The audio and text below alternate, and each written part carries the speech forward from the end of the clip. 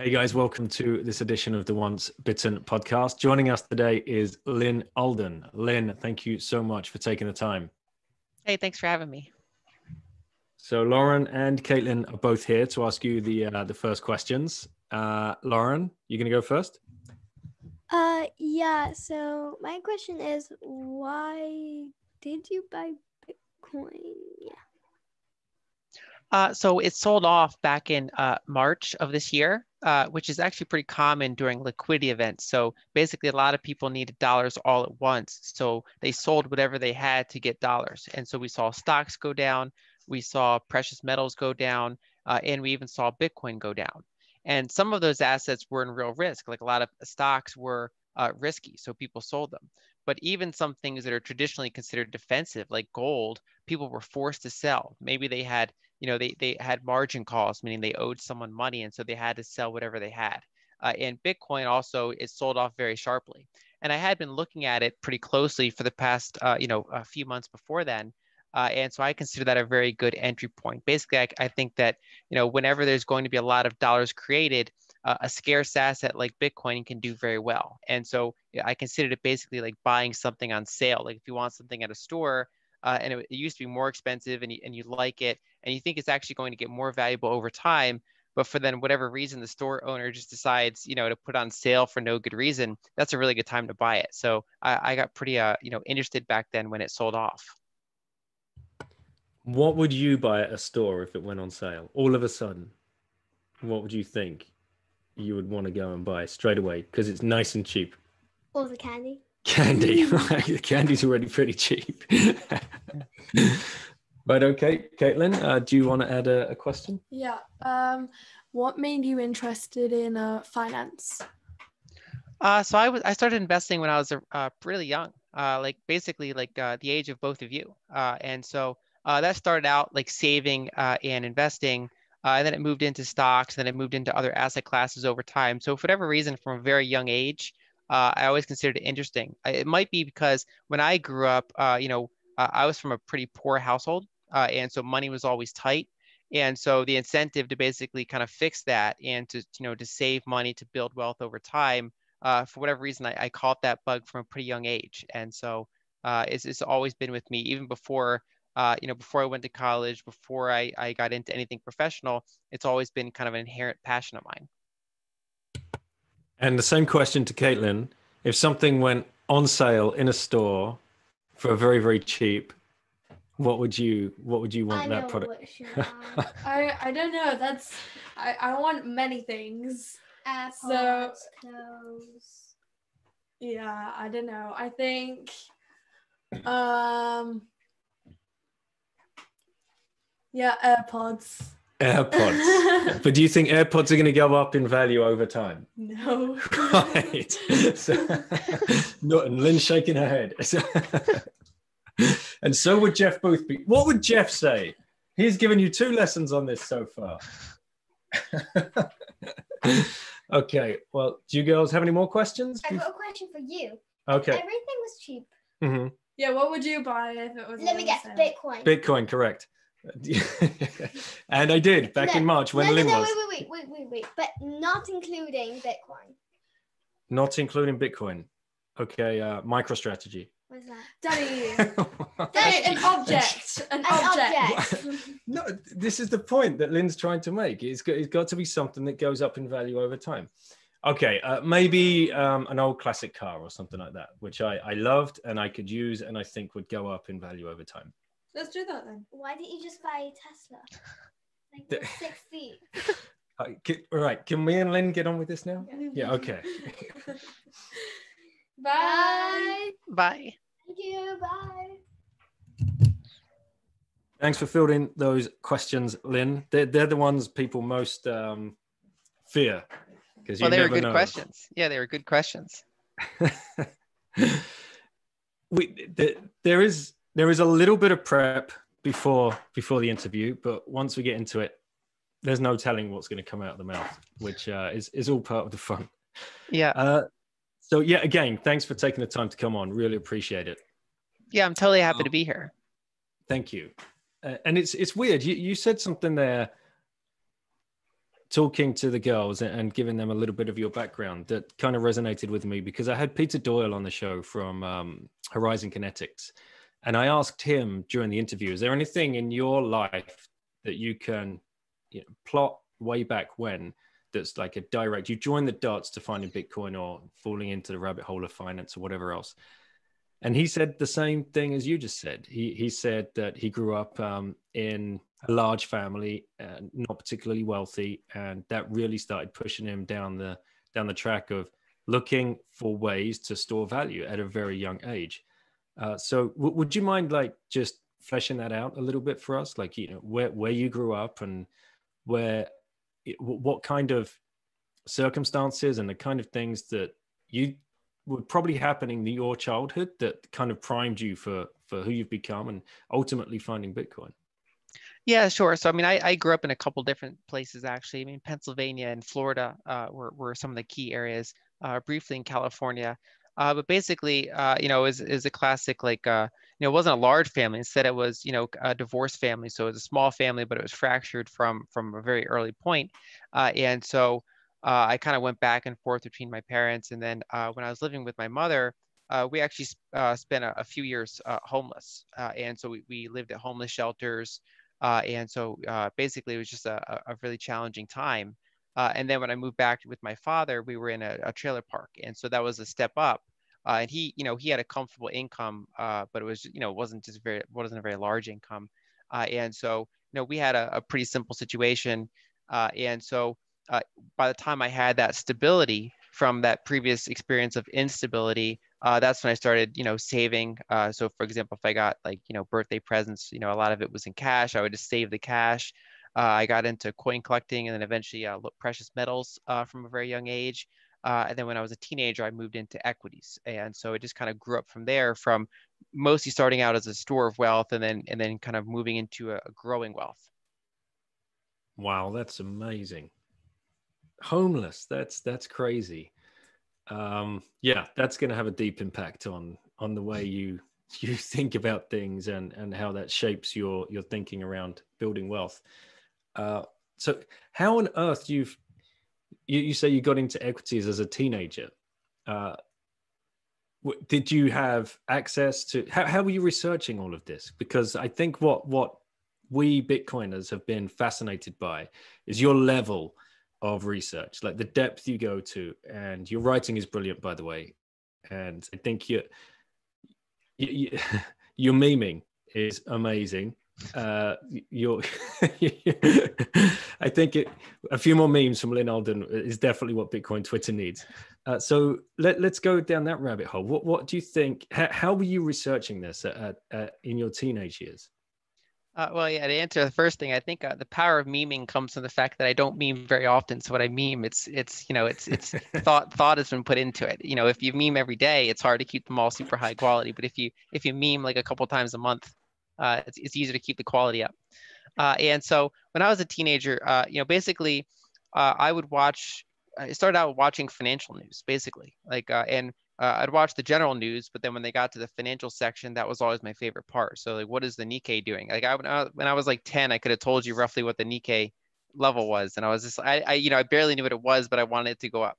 And so I just kind of followed, for whatever reason, it was just a fascinating subject to me. And I was always numbers oriented. I was always, like focused on math and science. And so finance fit pretty well into that. And so, and then, the internet started to become popular in the mid 90s, which was when I was a kid.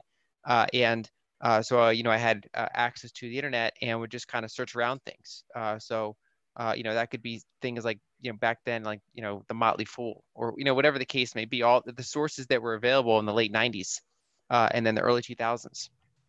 And so I would just kind of, research things. I'd research, price to earnings ratios or Warren Buffett or just classic kind of value investing stuff. And just slowly accumulate knowledge. And back then, of course, I didn't have a very sophisticated outlook on things, but I started building the mindset of buying when they're cheap, rather than when they go up. And so my methods back then for determining what's cheap and what's expensive, of course, were not very sophisticated, but it was the general mindset of just being prudent, buying, trying to figure out what something's worth, buying it when you think it's less than what it's worth.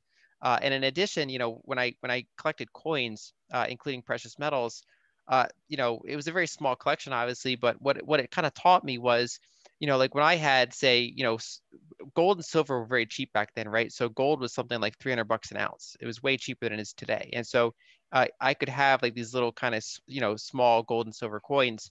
And I didn't like check the price like almost ever. I checked it like once a year. And so I measured it in terms of how much ounces I had, not how much dollars those were worth. And so it kind of just set the framework of storing value in something that you think is worthwhile, rather than kind of checking the fiat price constantly. And so some of those early foundations just kind of set the stage that when I later kind of revisited it, I kind of had that sort of mindset already.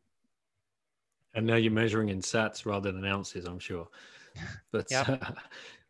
when I remember the Motley Fool, I used to listen to those guys a lot on there and read their newsletters. And I always, I'm sure I'm a fair bit older than you, but what do you think about like the financial mainstream media news we get today compared to, because it's changed a lot. I mean, it was always pretty shoddy, I suppose, but nowadays it just seems to be like this diatribe and garbage.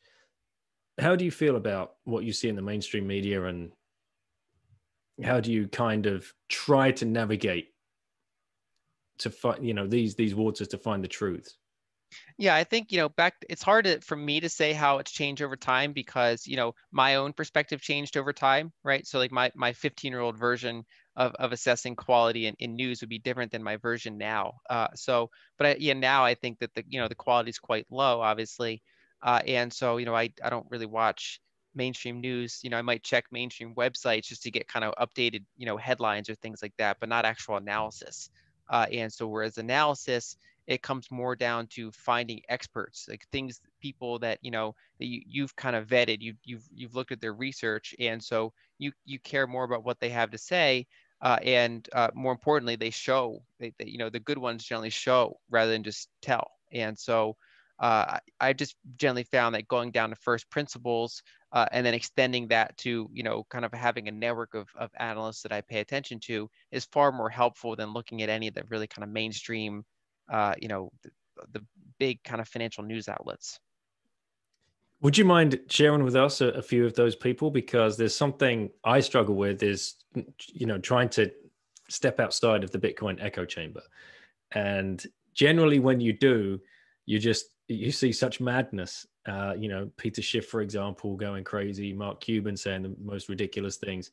Who are the people that you find the most value in when you're trying to, check your bias? So it's all over the place because I even purposely follow some people that I disagree with, and so I can, but I still think they're say honest actors, or that they're presenting information that I want to know because I want to know how it differs, from other sources or my own analysis that think something else is going to happen. So basically, some of the analysts that I've liked the most is Luke Groman, for example, from macroeconomics I found useful. Preston Pish, because he comes from a value investing background.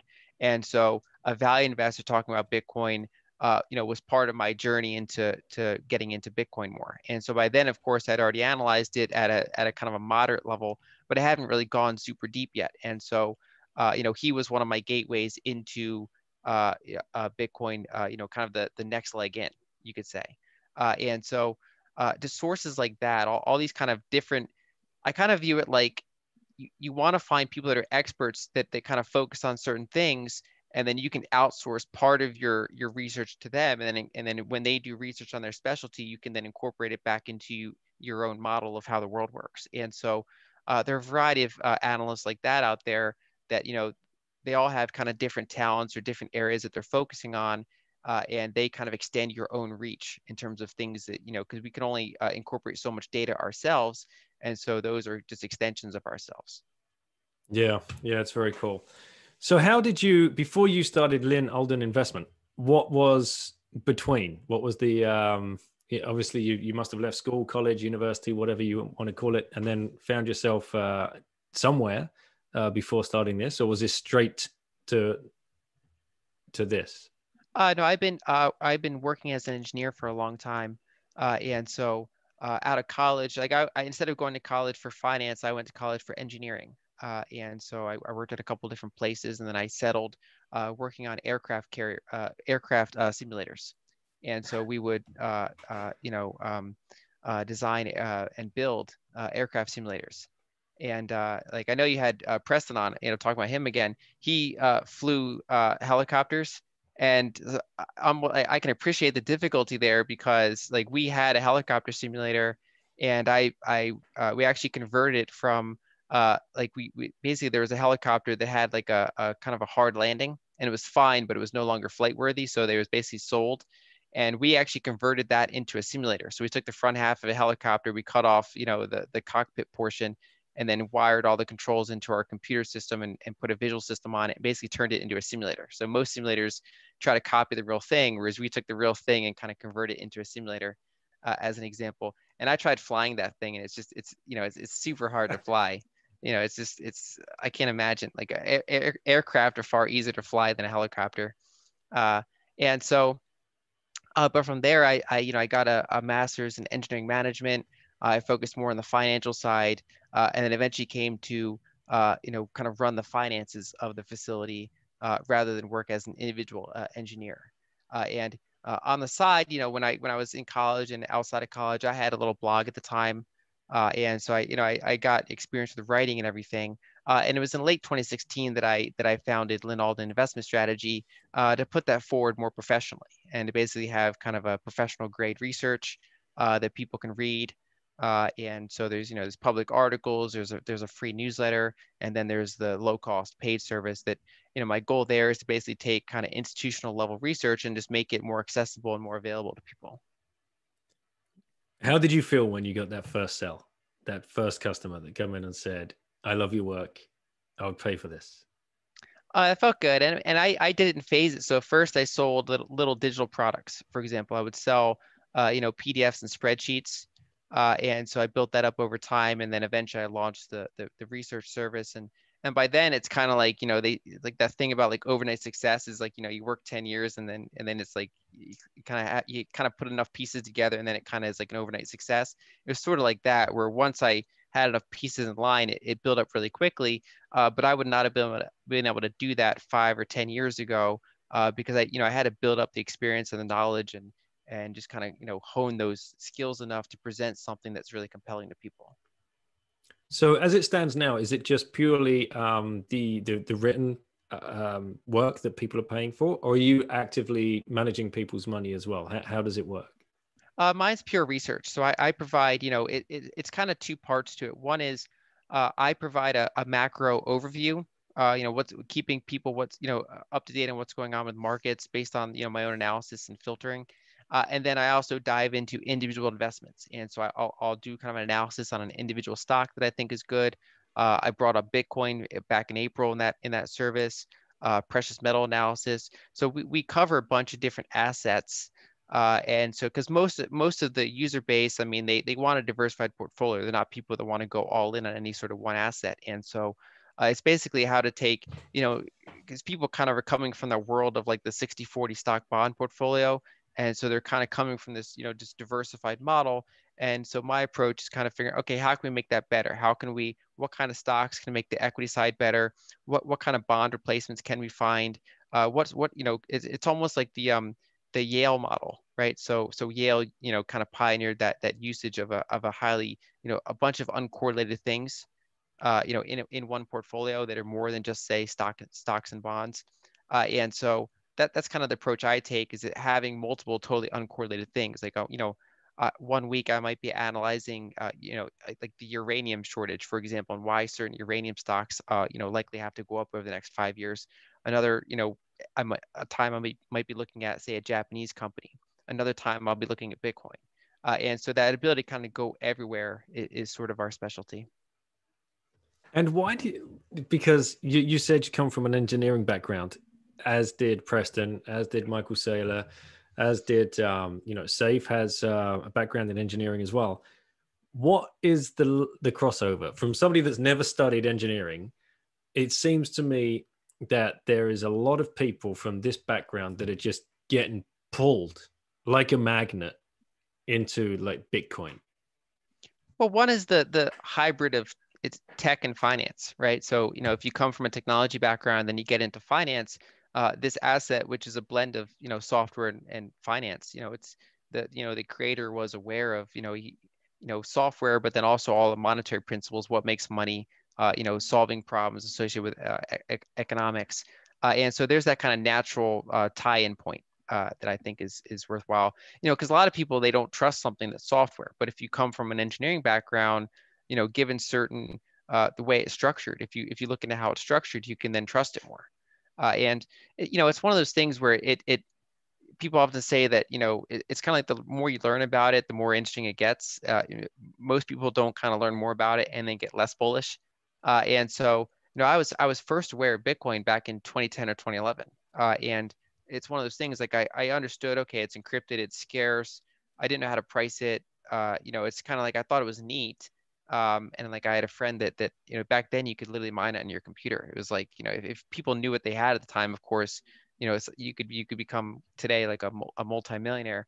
But it was kind of like a fascinating thing, but I didn't really know what to do with it at the time, and it just kind of didn't fit into my model yet. And then over time, the more kind of I came in contact to it, I used to describe it like every couple of years, I would kind of revisit the industry and I would see the ecosystem, developing over time. Like it's like, at first, like in the early stages, it was really rudimentary. Then when I looked at it again, it was a little bit more sophisticated. And then when I looked at it, in late 2019, early 2020, when I finally turned quite bullish on it, at that point, the whole ecosystem around it became very robust, and just more and more pieces kind of fell in place for me to have a framework for how to value it, or to kind of have a more confidence in its kind of long-term trajectory compared to what I had at previous points where I looked at it. And so I think just from an engineering standpoint, just it's kind of if people come from to finance through engineering, they just inherently think a little bit differently, right? So they're not kind of thinking the Wall Street model. They're kind of more like looking at first principles, right? So they're applying their quantitative background to finance, which is just kind of it can be a more open-minded path potentially. But of course, it comes down to the individual. So what did you see then back at the end of 2019, start of 2020? Because this is a hot topic right now where people are like the class of 2020 is just on like a rocket ship of education. It's amazing how quickly people that are coming into the space are getting it in an instant. Yourself and Michael Saylor, perfect examples. What do you think was that last puzzle piece, or the last few pieces of the puzzle that you just clicked into place and you're like, the light bulb's on, this is go time? Basically, Bitcoin solidifying its network effect and having ways to analyze the strength of its network effect. And so when I first read about Bitcoin back in 2017, and that's because it had that big run up, of course, and I got tons of emails from people about it. And so I was focusing more on equities back then. But if there's so many emails, I was like, okay, let's revisit Bitcoin and cryptocurrencies. Of course, we had the big rise of the alt season. So I was like, the article is about Bitcoin and a couple of the other top cryptocurrencies, and so I analyzed it, and my article was for the most part favorable towards it. I basically reiterated it's really cool technology, and my only kind of I had two main concerns. One was, of course, I was looking at this in like autumn 2017, so I was like, okay, there's like a lot of euphoria here, so that's concerning, and then two. I said, okay, just from a fundamental standpoint, my biggest concern would be dilution. And so that, of course, we had the Bitcoin Cash split. We had Bitcoin dominance falling, as a percentage of the cryptocurrency market cap space. And so I was analyzing and saying, okay, every individual cryptocurrency is scarce. But what if, say $1 trillion pours into this? What if it just goes evenly to the top 10 coins and there's no one or two protocols that are able to capture most of the market share? And so what prevents this whole space from being incredibly diluted over time? And so I stayed, the combination of the overbought condition, I stayed away. And that, I analyzed it. It was just under 7,000 when I was analyzing it. And, it soared up to like 20,000, then it collapsed, and it's been in that big consolidation. But then during that time, in addition to the ecosystem developing and getting better and better, Bitcoin separated itself more and more from the pack. And so, Bitcoin Cash, the market decided that Bitcoin's better than Bitcoin Cash, the security of Bitcoin, the network effect, all the nodes. So basically, Bitcoin just further kind of separated itself in terms of having staying power compared to some of the other, protocols that were more like fads or that were, kind of directions that didn't really take off. And then of course, so by 2019, I was just getting more and more interested in it, but I still wasn't pulling the trigger. And then when I looked more into the halving cycle, and when I saw the logarithmic price chart, if you kind of then put the halving points on the logarithmic price chart, so it's kind of like what Plan B does with the stock to flow model. But for me, it wasn't the specific price targets or anything like that really kind of caught my eye. It was more just seeing the chart itself, the logarithmic price chart, seeing the kind of the 4-year like consolidation blow off top cycle, and then saying, okay, no, so this is the 2017 one was really no different than the one from 4 years before then, or the one from a few years before then. So I was like, okay, you could see the kind of algorithmic pattern there of how it's going. So combined with the fact that the network effect was separating itself from a lot of the other digital assets out there, so by the time we had that sell-off in 2020, it was actually ironically back down to the same price that I analyzed it in 2017. So it got down to, it crashed very low, and then it was coming back up. It was in the upper 6,000 range, and I was like, okay, I'm in. So I bought it. Wow. And so I was like, it's the same price, but it's been de-risked compared to that earlier price. And so that's what made me quite bullish. And then of course that got me interested. Once you own some, you do kind of even more analysis. So my kind of full thesis on it came together roughly in June and July when I published a big public article on it again. So you got it at the same price that you started looking at it in 2017 and missed all the pain that came with that rocket ship ride, and then the last 2 or 3 years that many of us have hodled through and kept on stacking. So yeah, nicely done. Like, but really... that's why I don't really regret it. I mean, obviously, if I wish I would have caught on 2014, 2015 or something like that, but I'll take what I can get. Yeah. Yes, you got a second bite of the apple and you didn't let it pass, so that was perfect. Now, do you remember what articles or what books, when you were doing the research, when you're taking these deep dives, where were you turning to? What were the kind of go-tos? Mostly crypto Twitter, to be honest. I mean, just in some of the articles that, of course, it links to, there was no single article. It was just kind of seeing a handful of people talk about it, and then mainly from me, it's just numbers that make me get it. And so, that kind of seeing the logarithmic chart and then understanding where the halving points fit in was kind of the light bulb moment. And then, going into just kind of reinforcing my knowledge of how the nodes work, how the mining works, how the details of the protocol work, how some of the other protocols work and why they're not, working very well. And just kind of understanding what's working, what's not working, going into Lightning, for example, looking into the scalability problem, addressing the FUD, so the fear, uncertainty, and doubt. Like, if I would then go, okay, what are the biggest arguments against it, and are they correct, or are they partially correct, right? So maybe they're valid in one sense, but that risk is being overcome, or maybe it's just an invalid argument to begin with, right? So there's different types of risks or different types of criticism, and I would kind of go through them one by one and say, this one's kind of valid, but I think it's being addressed. This one I think is just totally off base. This other one, might have been valid 3 years ago, but isn't anymore. And so just kind of like that, just very systemically going through it over time.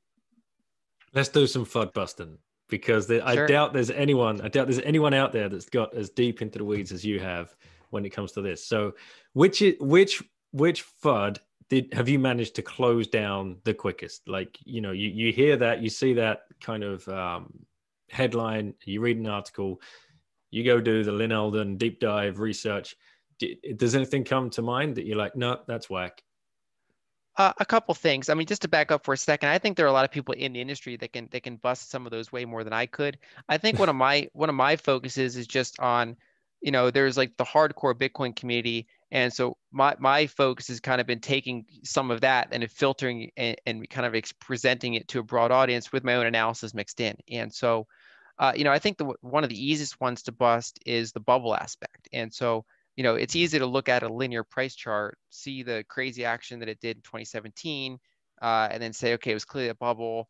And then you see it, the bubble come back, and it's so people that do very superficial analysis, they can look at the chart. And it does look like a bubble. You say it looks like Tesla stock. It looks silly, but that's alleviated if you just literally zoom out, look at the logarithmic chart, and then especially if you have kind of the supply cycle on that chart, then it just that basically immediately cancels out the bubble notification. That doesn't mean that it's even if you cancel the bubble, that doesn't mean the protocol has to succeed. But it means that looking at the linear chart, that whole problem of viewing it as a bubble is gone now. You're looking at it from, just the bigger kind of viewpoint since inception, and able to kind of look at some of those earlier price levels that are just totally invisible on the linear chart. What other FUD do you love to bust? Probably the thing about that you can copy it, and the reason that interests me is because that was my initial concern. I mean, that's the thing that along with the price euphoria is what I was concerned about in 2017, which is what if one protocol doesn't have a strong enough network effect, and just anyone, ever since Satoshi figured out how to do it, solved all the hard problems, anyone can come along and just create a copy that's slightly different, or and so because that overcoming that FUD is along with the better price metrics and stuff is what made me more bullish on it. That's another one that I think is pretty straightforward to bust once you get around certain roadblocks. And so I've seen all sorts of analogies. Like I know some people have used Wikipedia as an analogy. Some people have used Facebook as an analogy. That is, even so you take some sort of software thing like Facebook, even if you were to just copy their code, that doesn't mean you're going to get all their users. You're not copying a lot of aspects that makes Facebook, even if you somehow had their whole source code.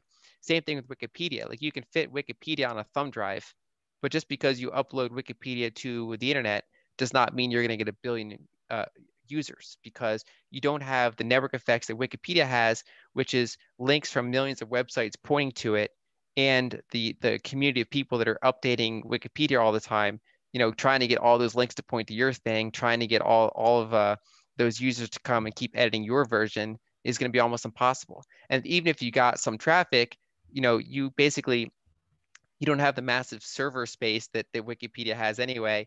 And so you would just break. And so it basically, you can't just kind of copy it from scratch and just, it's done. We have one. And I think Jeff Booth put it well that basically, in order for a network effect to be overcome, the incumbent needs to be like 10 times better. Because you can't, if something's already highly established, you can't come in with something marginally better and take it out, because the fact that the other one is established inherently makes it better. But if you come in with something 10 times better, it's possible. And just with Bitcoin the way it is, there's nothing 10 times better than it or even better than it at all. And so it can't be copied. It's, the other ones that are kind of a little bit like it, but a little bit different, are just not really much of a threat to it. And over time, that ecosystem keeps getting more and more developed around it, right? So now people are earning Bitcoins on credit cards essentially, and they're not earning like Litecoins generally. It's whatever the other kind of coin may be. I mean, I'm sure there's some out there that dabble in other coins, but basically, the more and more network effect centers around Bitcoin, the more that FUD goes away. Yeah, and recently PayPal, Amex, I mean Visa, there was already part of this. It's so strong. There really is. Buffett talks about building a moat, but this is beyond a moat, and I don't think many people really understand that, especially when they're looking at it for the first time. All right, energy FUD, and then I'll ask you one last question about FUD. What about are we boiling the oceans here, Lyn, with this upgrade to a financial legacy system? I don't think so. And I just, that was one I had to deep dive a little bit more into, right? Because that one, it takes some research to sort through and figure out what energy sources are going into it. And again, there are people that kind of focus on that area, so they're better than me at being able to bust something like that. So for example, Marty, Bent, he emphasizes the aspect of using that to make stranded oil and gas profitable, for example. It's all about, Bitcoin is optimal for moving around to whatever sort of energy sources are stranded. So whether it's, oversupply of dams, hydroelectric energy, or it's stranded oil and gas, it kind of optimizes to flow to whatever energy sources are cheap and or overproduced or stranded. And so plus, the article that I wrote, kind of addressing some of this FUD, it says, okay, even if it does use a lot of energy, the question is whether or not that energy is put to good use, because a lot of things use energy. And in fact, part of the reason historically why gold was considered so valuable is because it's basically stored up energy. Because in order to get a single, 1 ounce gold coin, you have to pay teams of people to go around the world, find gold deposits. Then you find it, and you have to go through all the regulatory burden to be able to start the mine. Then you have to move literally like, millions of tons of rocks, build infrastructure. You get a couple grams of gold per like ton of rock, and then you process it, then you mint it, and then you transport it around and verify it from time to time. And that's a very energy intensive situation. And so that's part of the reason why we consider gold so valuable, is that it takes a lot of energy to get that 1 ounce of gold. So that represents a ton of work that's all stored up.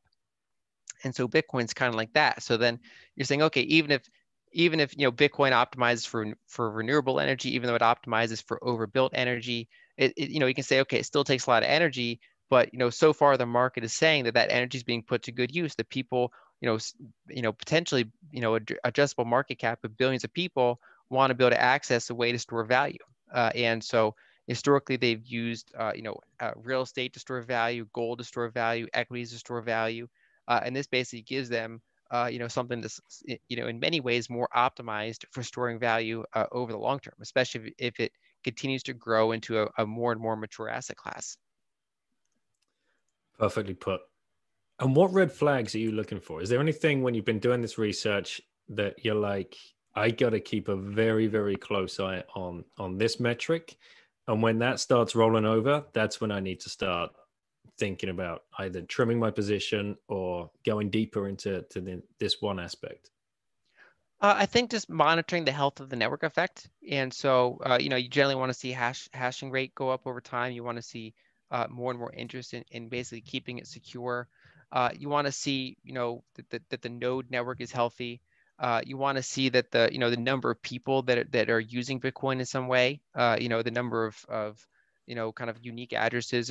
There's always kind of some degree of, impossible to know because addresses don't necessarily line up with individual users.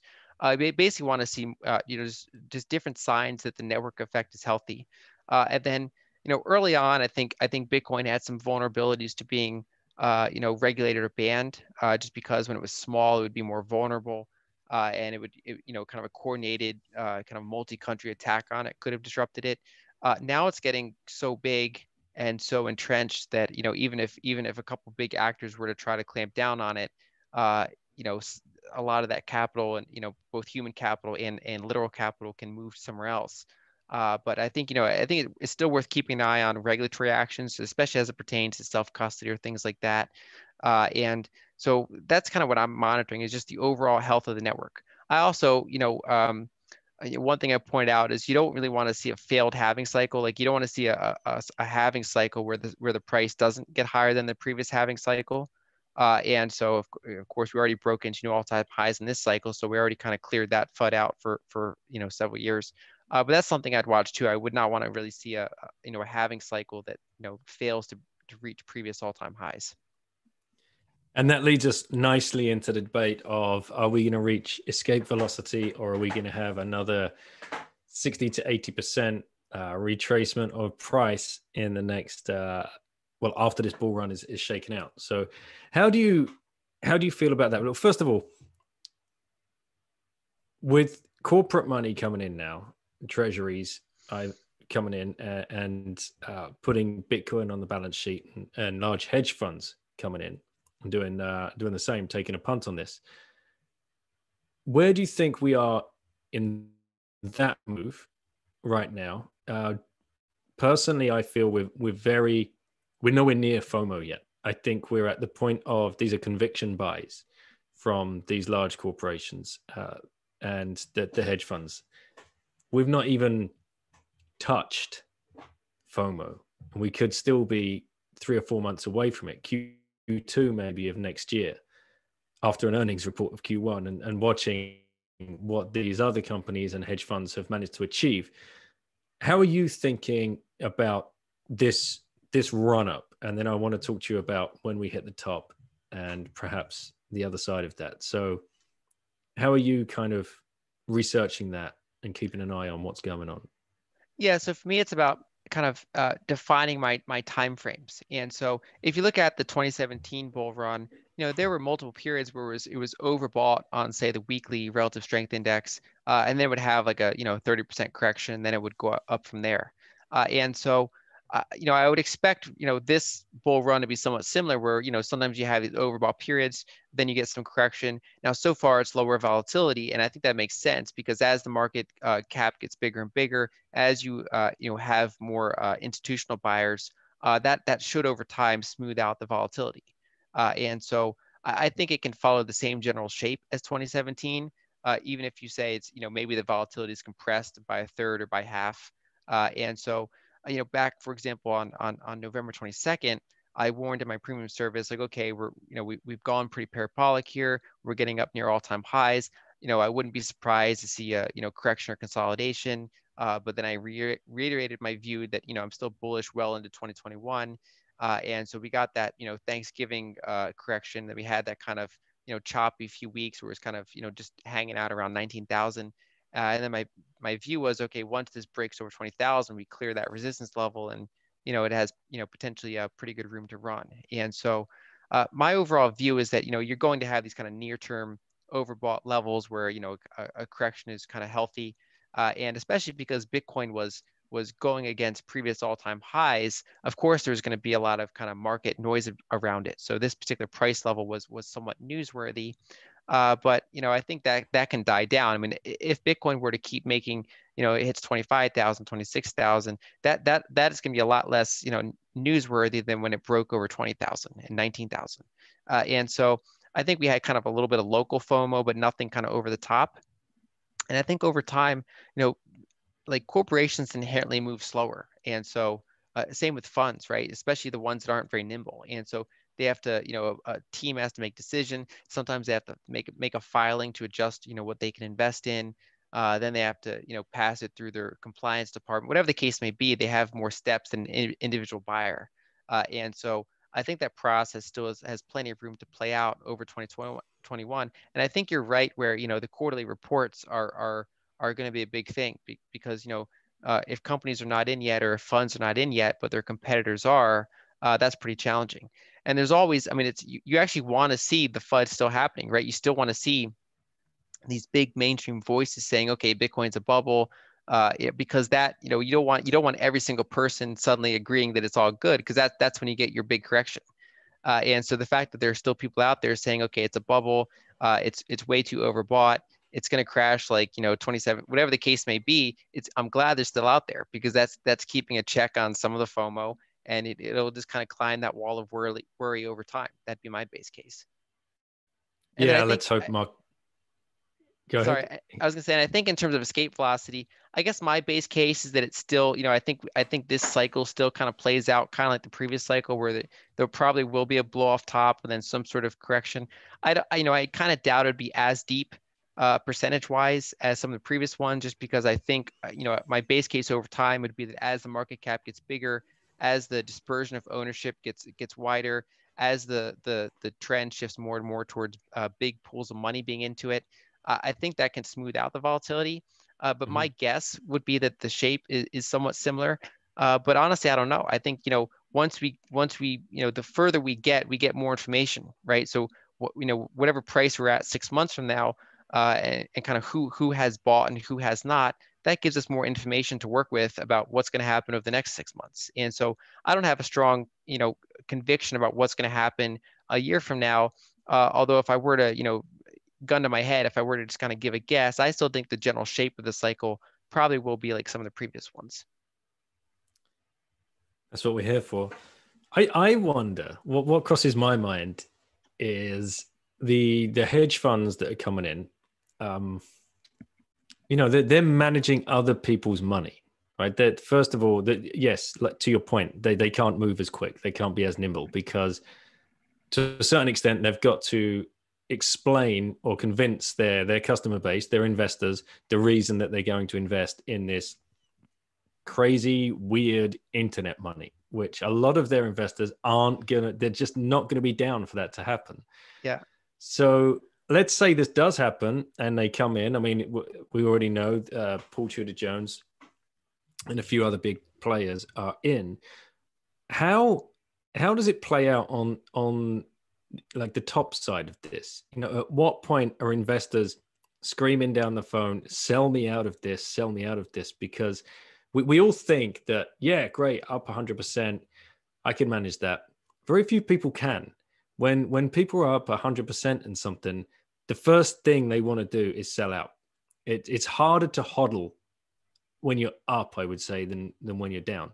Do you think that might create some kind of, where we go, where we think we're going to go, over 100,000, 150,000, 200,000, whatever? Do you think that might open up a stampede for the doors where people are still in a fiat mindset? I mean, you and I, we're here, our worldview's changed. Most people are coming in with fiat, for fiat. Well, I think, there's kind of a couple parts of that question. So one is because there are big investors in place now, right? Because Stan Druckenmiller came out, kind of mildly in favor, because Paul Tudor Jones gave that pretty bullish case for it. That gives a lot of cover.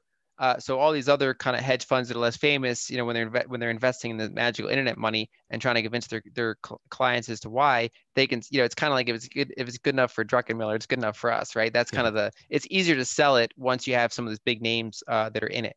And so I think that kind of opened the floodgate. It's kind of like that analogy of the 4-minute mile. Like no one could run a 4-minute mile until someone did, and then every kind of person on that level could suddenly do it. And so it's kind of like that. Once we had a couple big names really come into it, we already had Fidelity in pretty early. We already had Kathy Woods in pretty early, but we didn't really have kind of the super established people that say, okay, I'm in now. And so once we had that floodgate opened, it's open now. I think you're right that there are certain points where we can hit kind of just buyer exhaustion, right? So if it goes up far enough, then someone kind of that say wasn't aware of it or wasn't really focusing on it this year, if we have a pretty bullish run next year and they're looking at a higher price level, I can imagine when I was looking at it in late 2017, I was kind of like, I can't buy this, right? So it's gone up like 1,000%, like so. There are people that are going to say I can't just buy it, and there are other people that are up so much that they do trim their position. A lot of times, especially in professional money, they'll want to rebalance, right? And so I do think that eventually, sometimes you have kind of a clear catalyst for why a bull market ends, whereas other times you kind of reach saturation, right? It's so overbought, the percentage of gains have been so big that you have people want to take profits, you have other people afraid to come in, and so it can roll over. And I'm not saying that's going to happen, but I think that it can work out on that kind of institutional money level in a similar way that it did on the retail money level. Just perhaps a little bit less volatile, perhaps a little bit different, but that sets the stage potentially for the next cycle, as long as the network fundamentals remain intact, as long as the demand remains there, as long as the ecosystem keeps getting better and better. That would still set up the next cycle. And so if it does get overbought and then it has big correction, that's when you have other investors come in and they say, okay, well, now it's on sale again. And so even though that correction might be a much higher level than it was over the past 3-year average, the fact that it's down significantly from that high point kind of makes it look more and more like a value again. And so you have that kind of rotation back in. And the rebalance is very interesting. And I think there's a few things to consider there when these big consulting firms start, tagging onto this and going in and consulting for people how to get their treasury into Bitcoin. They're going to be very much focused on selling the rebalance thing, because that's just you've got to have the boardroom comfortable. And it's another earner for them, when they come in and consult on the rebalancing side of things. But what do you rebalance into? This is the thing that I mean, I know you can't tell the future, but as you know, I speak for many of the other Bitcoiners that are probably listening. There's not much I don't think a Bitcoiner would want to sell their Bitcoin for, asset wise. You know, maybe, of course, maybe a house or something improve their life or whatever else, but just purely as a store of value or a speculative asset, where do you see? The only thing I can think of is more companies take a Bitcoin onto their balance sheet and then they become more value investing plays again. So you might rebalance back into the equity market with those specific companies. But That's what I think. have you? That's what I think is common is that, some of the big money people, they're not going to be Bitcoiners. They're just going to be viewing it as another asset class. And so they might view it as a digital gold. They might just view it, if they're technical analysts, they might just view it as a price thing that they want to be in, they don't really care what the underlying asset is. And so, I think rebalancing into other financial assets, is somewhat likely. And to give an example, I mean, I have different types of Bitcoin holdings, right? So I have like, kind of, self-custodied Bitcoin. But then, my research service, I have a couple different model portfolios. And one of them, for example, is a brokerage account. So I'm limited to things you can buy in that brokerage account. So I have the Grayscale Bitcoin Trust sitting in that fund as an example. And so that share, because I haven't sold any, that share has grown to a larger percentage of that portfolio. And if that were to take off in 2021, eventually it gets to a point where it gets, you have a very large chunk in this asset that has a premium over NAV, right? So that's not very attractive. That's why it's an imperfect vehicle, but just it's one of the only vehicles available for that kind of account. And I have MicroStrategy in another one of my model portfolios because that one can't even hold over-the-counter securities. And so, but basically, some of those proxies would potentially be rebalancing material if they were to get to a high percentage of the portfolio, especially because, again, it's the difference between managing your own money versus client money. So if someone's a hedge fund, they're managing client money, they could view it as imprudent to say have like a 30% Bitcoin position or whatever the case may be if their 5% position blew up. Same for me where, there's a certain point where those model portfolios that a number of people are looking at and looking at for risk adjusted returns, that I might say, okay, we've had this huge gain and GBT, C trades at a big premium over NAV. So I'm going to go ahead and shift some of those profits into other stocks. But of course, how I would treat that is different than how I would treat my cold storage Bitcoin, right? They're kind of two different things. And I think you're going to see a lot of hedge funds kind of treat their portfolios in a similar way that I would treat my little, Grayscale slice, where, you're less kind of willing to just hold on to it forever and ever and more willing to kind of just rebalance it within the scheme of all your different assets.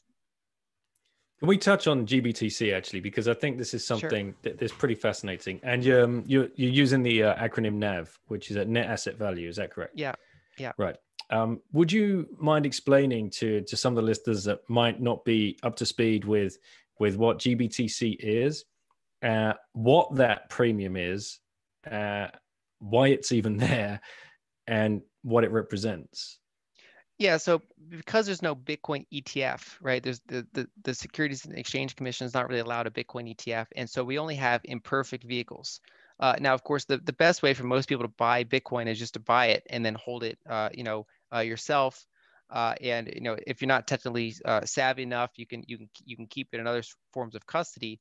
But you still, you have access to, Bitcoin at the price it is, and the money you pay is just the transaction fee of obtaining it. Now, for some users, there are a variety of reasons where they would prefer to hold Bitcoin in a brokerage account. Maybe it's because, they're not tech savvy, someone's like, older, they might want to have a ticker, a security in a brokerage account that gives them Bitcoin exposure. Or, maybe, they're a certain type of fund and they have to choose between public securities. And so they have certain limitations there. And so because there's no Bitcoin ETF, there's these other versions of it. And so Grayscale is a trust. And so the way that works, there are these things called closed-end funds where, the difference between that and an ETF is that with an ETF, basically the price always roughly equals the value of the assets, the net asset value. And so, for example, if you look at, say, an S&P 500 ETF, if you were to add up the price of all the shares that it holds, of different companies and kind of do the math for what each share of the ETF should be worth, that'd be roughly the same within a very small margin. And that's because market makers are very good at kind of arbitraging that.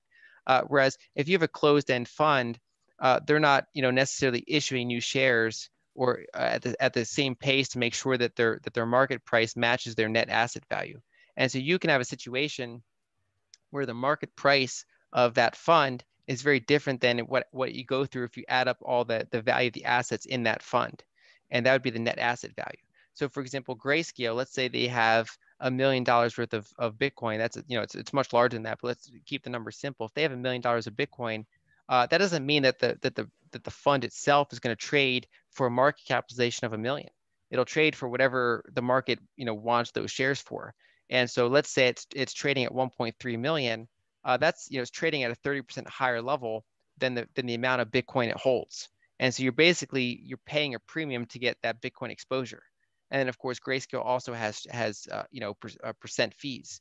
And that's not even to criticize Grayscale. That's just saying that because there's no ETF out there, this is one of the things out there that people can invest in. And there's advantages to that. So for example, someone with say an IRA can have a little bit of GPTC exposure, and then they have basically tax-free Bitcoin exposure, given the risks of, that they're not self-custodying, that they're paying a premium to NAV. It's imperfect, but, if that's one of their options, it is what it is. Similarly, if you have a micro strategy, for example, you're not buying at book value. You're not buying, you're getting Bitcoin exposure through that company because they own a lot of Bitcoin, but it's not the most cost-effective way to buy your Bitcoin. But if for whatever reason you can only invest in public securities, or let's say you're a fund manager, you can only invest in equities and you have to be bullish on Bitcoin, you can express that by buying MicroStrategy. Like you said earlier with your daughters, like if you can't buy Bitcoin, what would you buy? You're like, well, MicroStrategy then. It's basically it's Bitcoin by proxy. And so there are people like me that in these certain portfolios, in addition to my direct Bitcoin holding, I use some of these other vehicles to express a positive view on Bitcoin for lack of other alternatives in those specific platforms. And so that's basically what Grayscale is. It's basically like a proxy to get Bitcoin exposure, but you're buying at a premium to the Bitcoin. How high do you think that premium could go? So in 2017, it got really silly. I mean, it would sometimes be trading at like double, right? So you'd be basically getting like half the Bitcoin for your price. And there are other times, like when I originally bought into it for that particular portfolio, it was trading at something like a 6% premium. So it was historically low premium. Last I checked, it was something like 30%. So it's come up pretty far. And that's actually the scary thing is that's historically average for that fund. I mean, it generally trades at a very high premium. And so that's just a very challenging risk to manage, because if you want Bitcoin exposure, it's one of the vehicles to get it. But you have to be careful about losing that premium. And if you were to get an ETF launched at some point, then the premiums of existing vehicles would likely be diminished because you'd have this better alternative of something that does trade at a premium at roughly at NAV.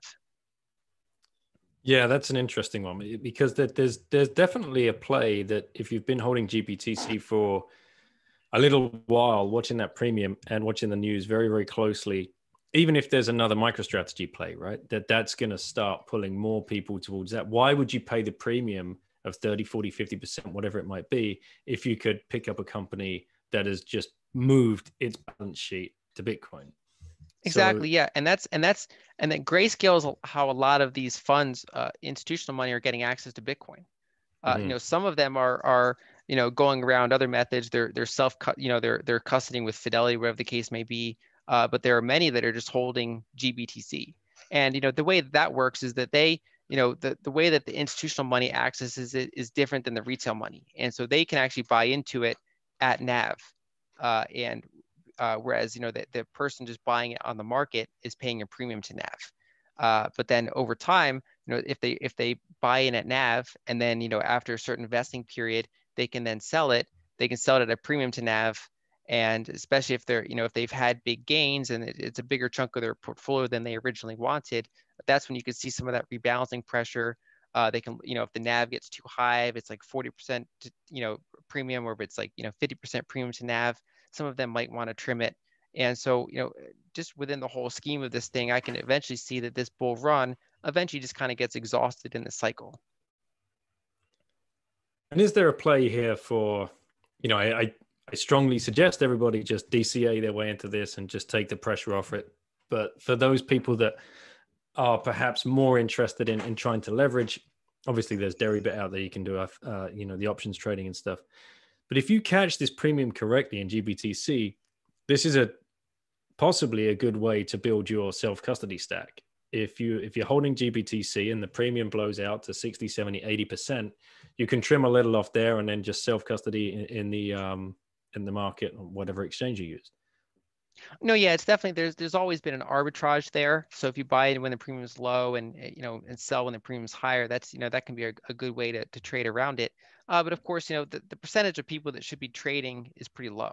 And I think that for the vast majority of people, dollar cost averaging is ideal. And so I'm an advisor at Swan Bitcoin, for example, in part because I really like their platform for dollar cost averaging. And that's how I did it myself. So after I purchased Bitcoin back in April and kind of created my initial position, I then wanted to top it off. And so I kept dollar cost averaging into it.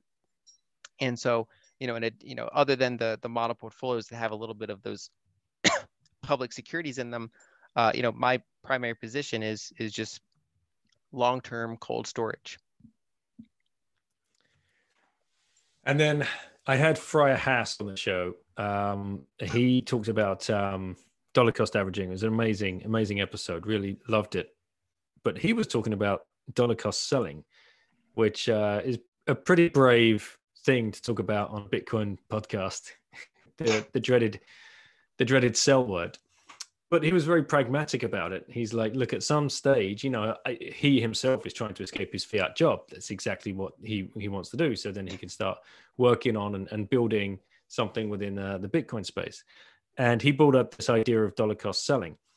So when whatever research or metrics or anything that you're following, if something starts rolling over, you can start, there's a red flag. I can place a little bit here, place a little bit here, place a little bit here. Is that something that you'll be looking to do as well? So I think it depends on what sort of price levels it gets to. There's a certain chunk that I don't really plan to ever sell. But certainly with like my public securities, like my MicroStrategy or my GBTC, I can certainly see myself trimming those if they were to reach certain levels, just because those portfolios are presented for other people to look into. And so I manage the volatility as part of those portfolios. And like one thing I did back in this year after I initially recommended Bitcoin and then it jumped up to like 8,000 or 9,000 within my service, I said, okay, so I don't plan on selling anytime soon. But for people that are considering their risks here, there's a couple different options, and it's like, okay, you can rebalance it back to the same percentage. You can keep holding like me. Another option is that you can sell your initial position and then keep holding whatever all the gains you made. So let's say you buy Bitcoin and it goes up fivefold. You can then sell 20% of it, which is your initial investment essentially, and then the other percentage you can let ride. And so I think the answer just comes down to the individual person's investment needs, right? Because if you have a very big percentage of your money in Bitcoin, some people are not able to handle that volatility, and then they're more likely to sell at inopportune times. Plus, they do expose themselves to whatever tail risks, as rare as they might be, that could somehow disrupt Bitcoin. And so it kind of comes down to their own level of conviction. So whether or not they're just using it as an asset versus whether or not they're kind of really hardcore into following Bitcoin's future. What is their own level of volatility, tolerance? What is their age? What are their financial goals? So I think there's really kind of no right answer, but there's a spectrum of answers ranging from just never selling any of it to selling maybe your initial stake and letting the rest ride to rebalancing back to a certain allocation. I think there's a big kind of spectrum of options. Yeah, I like the idea of GBTC or MicroStrategy kind of being like stack insurance. If ever you needed some fiat in a hurry, you can trim those positions and the stack just stays the stack. Pretty much. Don't have to dip it. Yeah. And that's what I've done. For some people invest in precious metals. And like, like I said, I've been investing in some precious metals since I was young. And there's, for those sort of investors, there's a difference between their physical stack and then, they're say they're gold miners or they're gold ETFs, whatever the case may be. There's ones that are more liquid that they're more willing to sell. And then there's the other ones that they have that are just kind of off the grid that they don't really plan on selling anytime soon. And so the same thing can be the case with Bitcoin, where you have kind of your stack, and then you have some of the more public vehicles, and you can treat them differently. But I think for most people, trading frequently is just not the way. It's either dollar cost average in, or make very few kind of sells when you want to make sure your overall risk tolerance, your overall portfolio makes sense for your own situation. Yeah, for sure. Okay, Lyn, I ask one question at the end of every podcast, and if you had one orange pill left to give to someone, who would you give it to and why? I think a lot of the big investors are kind of on board now. I guess probably some of the main policymakers, right? So if you could somehow convince, big government or central bank officials to see the value of Bitcoin, I think that could change a lot compared to just, making an investor, kind of a famous investor on board with it. So it'd probably be someone at the Fed. I don't know, Jerome Powell, whatever the case may be, something like that. That'd be fun. Imagine if on his own he's like stacking sats. Yeah, yeah, could be. Yeah, he definitely could be. What is that gonna? Go ahead. He is stacking equities. I mean, he's, if you look at it, he's got like a public portfolio and it's all equities. And so for all we know, yeah, maybe he's like he's stacking sats on the side. He's stacking equities. How is that not insider trading? I've always wondered. Like, right, okay, guys, let's go print a load of more dollars. But before we do, let's all just make sure we load up on a few more stocks because they're bound to go up. Pretty much. Yeah, I mean, Amazing. I think they're only his method is, a lot of those public officials, they use very broad indices so that they avoid looking too specific. And so he basically owns a little bit of everything, but it is very equity focused. And so he is an indirect beneficiary of the policies that he does. And if I think he's I don't think he's in any sort of gold ETFs or anything like that, because that wouldn't look great. And but for all we know, yeah, maybe he's got like a a Coinbase account or a Swan account or something like that, and he's, who knows. Other than the number go up, what is the other part of Bitcoin that kind of resonates with you the most and gives you the most hope? Self-sovereignty. Just that people around the world can access something that is challenging for governments to interfere with. And so a lot of people in developed countries have less experience with that, because they in relative sense their currencies are more stable, and so even though they lose value over the long term, they don't generally lose value rapidly over the short term. Whereas for many countries in the world, the currency just keeps kind of evaporating wealth. It just keeps taking away purchasing power. And so a lot of people are just they're forced to save, like in their own real estate or whatever the case may be. But having Bitcoin just presents a whole another, it's like, I've seen it described as like an offshore savings account that everyone can access. And so it basically, it democratizes, kind of, like basically offshore accounts. And so everyone can have this kind of out of the system savings account that they can access, and that they can easily move if they were to decide to, change their location. And so I think that's the most powerful aspect of it to me, is that it is this kind of decentralized thing that almost anyone can access. Yeah, very cool. Okay, Lyn, well, thank you so much again for coming on and going through all of this and discussing these points. Where can people find you and how should they reach out with you? And please let people know where to find your newsletter. So I'm at Lyn Alden Contact on Twitter, and then my website is lynalden.com. I have public articles. I have a free newsletter there, so people can check that out and see how they want to get involved. And are you coming to the 100K party? That's the big question, obviously. Yeah, sure. All right, John Vallis, you heard it. Lyn's in. Thanks, Lyn. Take care. Thanks for having me. So great to see you. Thank you.